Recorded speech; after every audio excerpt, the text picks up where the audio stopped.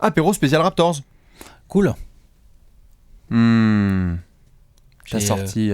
Valanciunas. C'est Jonas ? Ouais, c'est Jonas, tu vois, il est grand. C'est vrai. C'est le plus grand. Il y a peut-être Nogueira qui est un peu plus grand, je suis pas sûr. Ça doit être. Il est grand, Jonas. Jonas. Non, mais peut-être t'as raison. Peut-être en taille pure, peut-être Nogueira est plus grand, surtout avec la coupe de cheveux, disons. Tout à fait. Forcément, tout de suite. On s'installe en faisant la bise aux fans de Toronto et à ceux des Raptors de longue ou de courte date. On sait que vous êtes nombreux à être fans de la culture canadienne. Oh, Drake et tout ça, compagnie là. Il y a de quoi. Enfin, ça. Ces dernières années, c'est difficile de ne pas voir les Raptors. De toute façon, la fan-attitude, c'est pas quelque chose qui se discute en fait. T'es fan. T'es fan. Hein, t'es fan il y a des des gens Suns. qui sont fans des Suns. Il y a des gens qui sont fans des Hawks. Ouais, voilà, on est 7. Genre, voilà. Stop. Bon, non. Mais leurs fans, ils ont de quoi avoir le sourire. En ce moment, Ils ont de quoi avoir le sourire, ouais. Et il fallait qu'on parle de Toronto sous plein d'axes. Parce qu'il y a évidemment un axe positif qui est celui de ce début de saison et donc de ce qui se passe actuellement. On va le faire en long, en large, du ratings, d'astat avancé, clin d'œil, hein, puisqu'on adore ça. Et puis aussi, il faut en mettre, hein. Il faut en mettre un faut petit les peu prendre dans en la compte. soupe. Hein. Voilà. Et puis, on mettra aussi un petit peu de contexte dans ce qui se passe récemment, mais une grosse question aussi, une espèce de gros steak qu'on va mettre au milieu, parce que Alex, comme le dit le titre, ça va bien, mais où ça va ? Ah bah ça c'est l'éternelle question. Ah là là, c'est existentiel avec les Raptors. Avec ce type d'équipe, exactement. C'est-à-dire que les Raptors, quelque part en régulière sur ces dernières saisons, ils nous ont pas trop déçus, les mecs sont là. Non, les mecs, c'est soit au-dessus de 50, soit ric-rac 50 victoires. Il y a 2 ans, tu vas quand même en finale de conf. C'est ça. Bon, c'est quand même bien, plutôt sérieux. Tout à fait. Il y a eu la déception, on s'en souvient un petit peu de la demi-finale l'année dernière contre les Cavs où tu te fais botter le cul. Mais donc, pour faire un petit peu le fast-forward, on a vu cet été un petit peu de mouvement déjà au sein du management, au sein aussi des joueurs. Et là, sur le début de saison, Alex, on est à combien ? 17 victoires en 24 matchs ? Ouais, 7 défaites, ouais, c'est ça, 17-7. 17-7, c'est cool, t'es deuxième à l'Est. T'es injouable à la maison, 9 victoires en 10 matchs à la maison. Donc ça, c'est... C'est bien. Le Air Canada Centre... Franchement, c'est bien. Le déplacement, tu l'entoures. Le déplacement est relou. Tu l'entoures. Le déplacement est relou, le public te met la pression, les joueurs jouent avec beaucoup d'intensité, le déplacement est relou. Aller gagner au Air Canada Centre, c'est relou. Je mettrais juste un tout petit bémol à ça, c'est que pour l'instant, le calendrier n'a pas non plus été oufissime en termes de niveau de difficulté. Les Raptors vont avoir des passages dans leur calendrier un 2018. peu plus compliqués. 2018. Clairement. Mais bon, c'est de toute façon... Il faut battre... Eh oui, non mais c'est clair, j'ai l'impression de le dire à chaque apéro, mais... il faut le répéter à chaque apéro, n'empêche que battre les petits, c'est pas un défaut. Non. Hein. Profiter d'un calendrier avantageux, c'est bien, c'est ce qu'il faut faire. Oui. Donc les Raptors le font. Et... avec la manière, je dirais pas ça, mais de manière solide. Oui, c'est ça. C'est que ils sont sur 6 victoires de suite, là 6, hein, je crois. Ils étaient sur 5, ils ont battu Sacramento. Oui, c'est ça. Ça doit être ça, hein, 6 victoires. 6-18, je dirais, Toronto. J'ai de la stat, là. Oui. 6 de suite, 8 victoires lors des 10 derniers matchs. Allez, bim. Et donc, du coup, Toronto, il faut qu'on en parle aussi parce que, donc, on le mentionnait, récemment, ça va, il y a des victoires. Tu fais le taf, les gars sont à peu près tous en forme, mais cet été, on s'en souvient, il y avait eu des discussions sur peut-être du changement de jeu un petit peu, parce que tu as toujours Dwayne Casey qui est là, mais potentiellement de jouer plus collectivement, de faire davantage bouger le ballon. Alex, je te pose la question et je vous la pose aussi, est-ce que tu as vu une véritable différence dans le jeu des Raptors sur le début de saison ? Par rapport à quoi ? Par rapport à l'année dernière ? Non, on est d'accord, c'est pas non plus fondamentalement différent. Petite différence... à mon sens, mais qui est dans la continuité de ce que propose Dwayne Casey depuis qu'il est coach des Raptors, c'est qu'il n'hésite pas à faire jouer les jeunes. Casey, c'est bien. Je me suis souvent moqué de Dwayne Casey et de ses systèmes, puisqu'il n'y en a pas vraiment. Hein. C'est quand même beaucoup d'ISO, ça repose beaucoup sur... Il y en a quelques-uns, mais ils sont limités. Quoi. Vite fait. Ça repose beaucoup sur les capacités de DeRozan et Laurie à faire des différences. Par contre, s'il y a bien une qualité qu'on peut lui reconnaître, c'est ça, c'est que Pépère, il n'hésite pas à mettre les jeunes dans le grand bain, et je veux dire, avec des vraies minutes. Avec des vraies minutes, le centre de formation Raptors, il est validé. OG Anunoby, il est starter. L'autre, il est rookie, il joue. Et comme il se débrouille bien, il continue à jouer. Tout à fait, il est starter, on l'a vu tout le temps, même Fred VanVleet. Il a été starter, il n'est pas tout le temps starter, ouais, effectivement. Pas tout le temps, en fait, ça dépend de ce qu'il met comme extérieur. Oui, voilà, ça dépend un petit peu. Mais il lui donne du temps de jeu. Fred VanVleet, ça augmente. Pascal Siakam. Tout à fait, Siakam, donc tout ça, ça fait mine de rien, ça fait Même Nogueira, il est pas bien vieux. Hein. Alors après, c'est aussi de l'ajustement parce que tu avais perdu Corey Joseph. t'avais perdu Desmarais Carroll, donc il y avait déjà des ajustements à faire au niveau du temps de jeu. Oui. Donc il a donné un peu plus aux jeunes, mais c'est pas quelque chose de nouveau. C'est quelque chose qui était déjà le cas un peu par le passé. Voilà, c'est et un puis peu disons plus. que son management, tu lui as pas trop donné le choix en lui enlevant quelques joueurs d'expérience, mais lui derrière, il se cache pas derrière ce qu'il a, il met ses jeunes. C'est ça. Et je trouve ça bien, il a raison. bien. Alors comme en plus ça paye, là, c'est-à-dire que les matchs, que ça gagne du match, bah c'est nickel, c'est tout bénef. Pour un moment, ça va. Donc c'est en ça qu'on peut dire un petit peu le côté ça va bien à Toronto, c'est que tu as les cadres qui font le boulot. Inutile de préciser que aussi le préchauffage de Lowry récent a Ça beaucoup commence à aidé venir. Toronto. Oui, début de saison, ça allait pas du tout le premier mois. Bien. DeRozan, ça fait le C'est taf. bien. Ibaka aussi, hein. Oui, Ibaka aussi, je suis d'accord. Ibaka aussi, Jonas aussi, ça fait le boulot. Et donc c'est en effet en sortie de banc qu'il y a 2-3 petites belles surprises. On a vu Siakam, on a vu Fred VanVleet qui faisait le boulot aussi. Même Dylan Wright avant qu'il se blesse, c'était pas mal. Hein. Oui, bien moi, sûr. j'ai bien aimé son entame de saison. Évidemment, le début de saison de Norman Powell est un petit peu moins bien que prévu, Oui. tout simplement parce qu'il a eu des blessures. Ouais, mais il sinon, est quand pas à 100%. voilà, clairement. mais quand il est là, il fait la différence et c'est ce qui peut permettre. Maintenant vient la grosse question surtout. C'est jusqu'où ça va. C'est pour ça qu'on l'a fait un peu en deux titres. C'est que Toronto, t'es content si tu en es là aujourd'hui, mais on en vient souvent à la même punchline et c'est pas contre les fans de Toronto qu'on dit ça, mais tu te ramènes aujourd'hui à une discussion. Tu parles des Raptors, tu dis jusqu'où ça va, souvent ça se marre. Ça se marre et ça dit demi-finale. Ou je sais pas quoi. À la Clipper style. Exactement. Entre guillemets. Sauf que là, tu es quand même dans un virage qui peut être potentiellement intéressant. Tu es dans une fenêtre de tir jusqu'au 8 février. Ouais. Est-ce que par hasard, certes tu as toujours Dwayne Casey qui est là, mais est-ce que par hasard tu n'effectuerais pas du gros changement potentiel, De quel changement tu parles? soit dans le 5 majeur, soit sur le 20, des trades. soit Ou dans les rotations ou du trade. Ok. Du gros changement.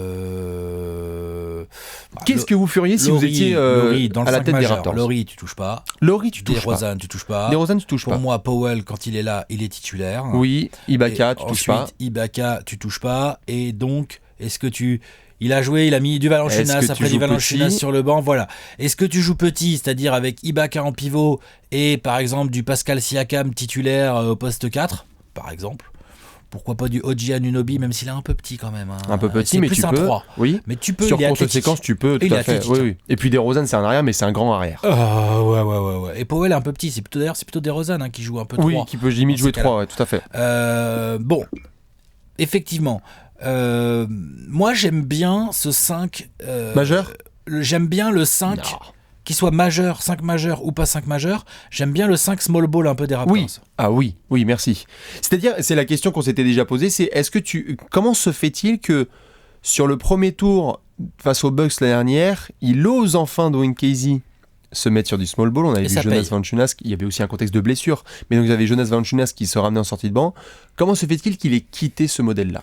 Il y est revenu un peu, il le refait de temps en temps. Quand tu regardes les matchs des Raptors, régulièrement Valanciunas est titulaire. mais, après, Mais en ça termes laisse de vite. temps de Oui, jeu, tout à fait, c'est la vingtaine. J'ai envie de te dire que quasiment les plus longues séquences, elles sont en small ball. Tout à fait, il a sa vingtaine de minutes, Jonas. Mais ce qui m'étonne, c'est pourquoi rester encore un peu accroché à ça alors que tu peux déjà commencer à développer un autre type Des de raisons jeu. d'équilibre de vestiaire, des raisons de... Je sais pas, je te propose des solutions. Bien sûr. Pour pas trop vexer Valanciunas, pour Mais mon pote. en fonction des oppositions peut-être. En tout cas, je pense pas. Si tu veux, je vois pas. En fait, j'arrive pas à voir quel genre de. Si t'imagines, en termes de modification des rotations, bon, on pourrait imaginer, genre, Dwayne Casey, il décide une bonne fois pour toutes de passer en small ball, genre, c'est son line-up de base, quoi. Ce que finalement très peu d'équipes font. Qui fait vraiment du small ball en 5 majeurs aujourd'hui en NBA? Qui? Tu peux ajuster. Non mais, regarde, par exemple, je sais pas, les Warriors. On parle toujours de leur small ball, de leur death line-up. N'empêche que ça démarre souvent les matchs avec Zaza quand même. Bien sûr. Bon, Oui. Zaza, après t'as Draymond, après t'as Kevin Durant, on sait que c'est du faux small ball. Hein. Évidemment, je dis pas qu'il y a plein d'équipes qui sont censées faire ça. Les Celtics qui aiment beaucoup le small ball également.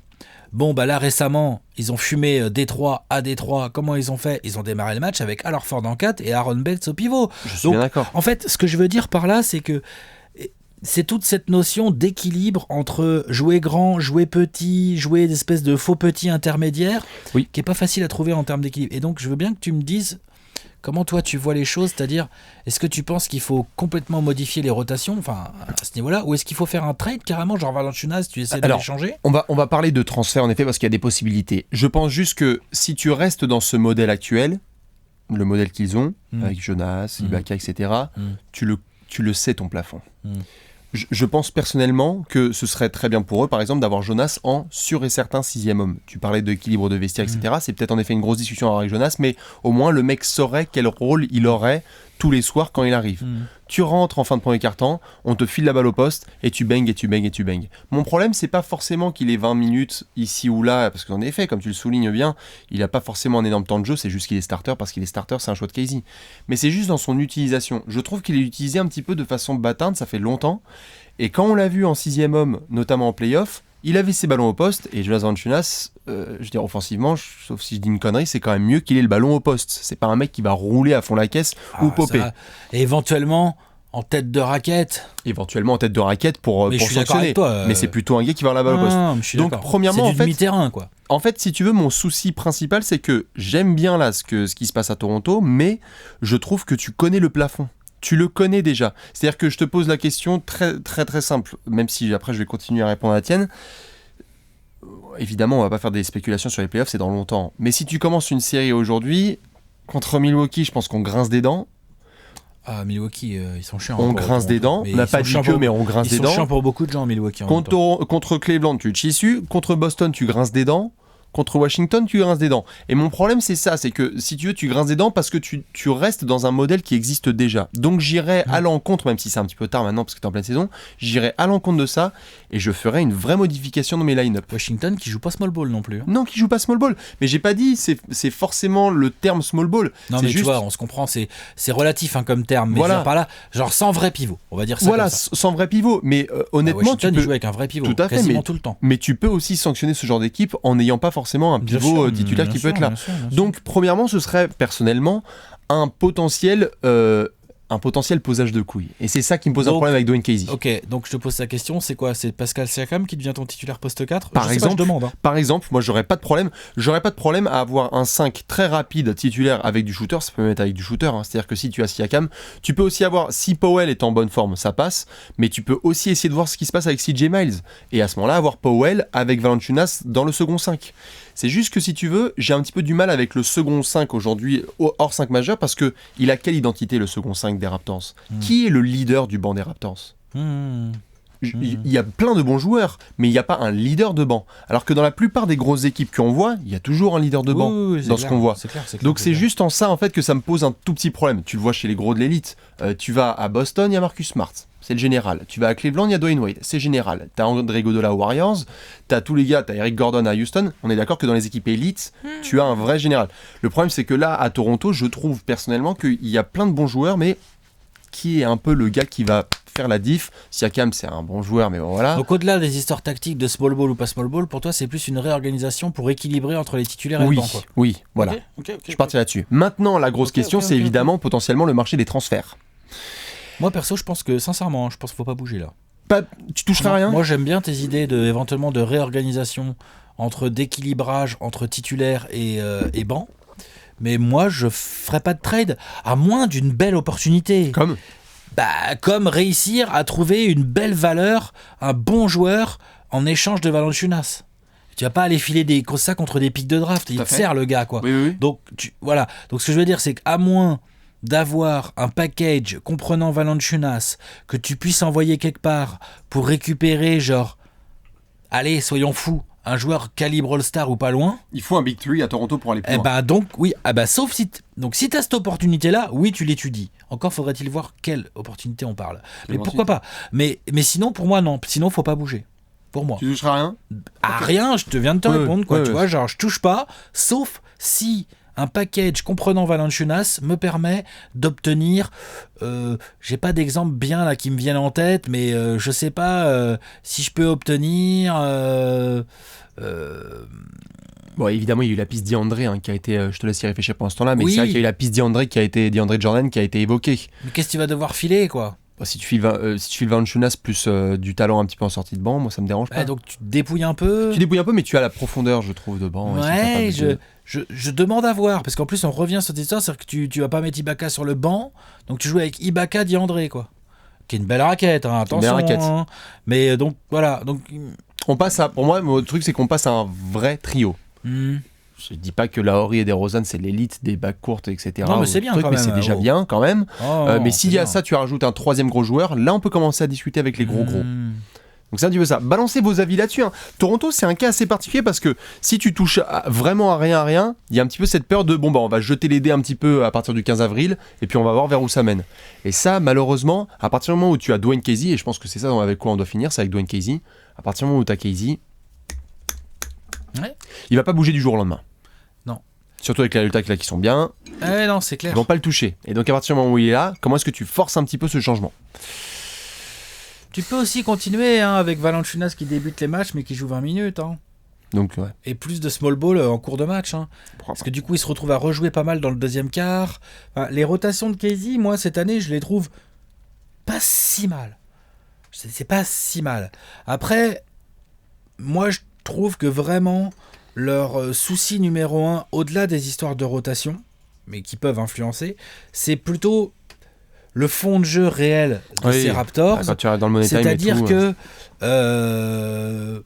évidemment DeRozan pour moi commence à atteindre un niveau vraiment extrêmement élevé en termes de sérénité, de confiance dans son shoot, d'évolution dans son jeu, de création offensive, exactement, les bonnes passes, de participation rebond, même chaque année il revient meilleur. Enfin franchement DeRozan il fait partie de cette catégorie de joueurs qui sont pas forcément mes préférés, mais par contre je suis obligé de leur reconnaître un truc, ça bosse et tous les ans ça revient un peu plus fort. L'année dernière il y a eu un beau il y a un jump de ouf. Mais là, il y a un petit truc en plus. C'est-à-dire que maintenant, DeRozan, même quand tu lui mets le gros défenseur de la bande sur le slip, il va foutre ses 25 points. Il n'y a plus 15 points. Et puis il va aller 8 fois sur la ligne de lancer. Il n'y a plus 30-15, 30-15. Non, c'est toujours la vingtaine. Et donc ça, c'est une grande force. Par contre, pour aller plus loin, pour espérer peut-être aller dans les jupons de Boston ou peut-être de Cleveland s'ils reviennent, en tout cas tout en haut de l'Est, et après espérer aller plus loin en play-off ou vraiment être genre un vrai outsider, genre qu'on se dise putain Toronto, cette année ils peuvent peut-être gagner l'Est, tu vois. Et ben moi c'est plus du fond de jeu qui manque, c'est de la variété, c'est un mouvement de balle un peu plus ça évolue sur le mouvement de balle. Et là, tu vois, je trouve que Valanciunas peut être utile. C'est-à-dire que Valanciunas, c'est un mec, tu peux lui donner au poste, il peut la ressortir, il peut jouer son mec en un contre. Sortie de banc ou pas, je m'en fous en fait. Mais juste l'utiliser en fait. Moi, ce que je reproche le plus, c'est pas de savoir s'il le met titulaire ou remplaçant. C'est putain, quand il est sur le terrain, Valanciunas n'a pas un profil déboueur. Donc si tu le mets sur le terrain, faut lui filer la balle. Non, c'est sûr. Il a des bonnes mains, le garçon. Il faut lui donner plus la balle au poste. Ouais. Tout simplement. Et tourner autour de lui ou lui laisser de l'espace pour qu'il joue un défenseur plus faible. Mais en tout cas, c'est ça que je reprocherais le plus. C'est l'utilisation de Valanciunas qui, pour moi, est vraiment le point faible de Toronto. C'est-à-dire que aujourd'hui, tu viens pas doubler sur Valanciunas parce que il a pas beaucoup la balle au poste, alors qu'en fait, ça pourrait être un mec très chiant. Non, ça pourrait ouvrir des tirs. Pour Ibaka, pour Powell à l'opposé, bien sûr. Et ça n'arrive que très peu en fait chez les Raptors. Non, c'est clair. Voilà. Sinon, on peut quand même aussi saluer leur défense. Et alors, c'est ça, au niveau des ratings par contre de Toronto. Le rating offensif est très bon, mais en fait. Ils sont 3e de la NBA offensivement. En offensive rating, c'est ce qui est vraiment bien. Il y a que Houston et Golden State en fait qui font mieux en rating offensif, donc c'est quand même très sérieux. Et ils sont top 10 en défense. Et en défense, voilà, exactement. T'es top 10 en rating défensif. Pour en venir au début contre de la bouse, mais. Contre des équipes pas fortes, mais putain, c'est bien. Non, c'est bien. C'est bien. Ça met en confiance. Donc il faudra aller voir un petit peu sur des gros tests, des grosses rencontres, on le verra, c'est surtout 2018 où là le calendrier ça va devenir intéressant et on aura un mois de janvier au niveau des rumeurs, il faudra voir. Parce que le Masai à mon avis il est taquin, il est en train de se rendre compte il est capable lui à mon avis il est en train de se rendre compte qu'il y a eu du mouvement. Il va nous faire péter un trade, on le voit pas du tout venir, tu vois. Et je serais très favorable à ça. Et ça se trouve, il n'y aura pas Valanciunas, c'est ça que je veux te dire. Valanciunas, ce sera quelqu'un d'autre. Non, c'est clair. Dans tous les cas, voilà un petit peu pour les Raptors. Nous, on va suivre évidemment la suite de leur saison. Il fallait qu'on parle un peu d'eux parce que ça crisait un petit peu dans toutes les chaumières. Vous inquiétez pas, on va faire toutes les franchises. Oh là là, vous en faites pas. Oui, on va parler de tout le monde. De tout le monde. Ne vous inquiétez pas, ça va arriver en courant. Du coup, nous, je crois, Alex, d'ailleurs, on va devoir enchaîner parce qu'on a d'autres apéros à tourner. Exactement. Dédicace à Céline Dion. À la prochaine. Ciao. Ciao.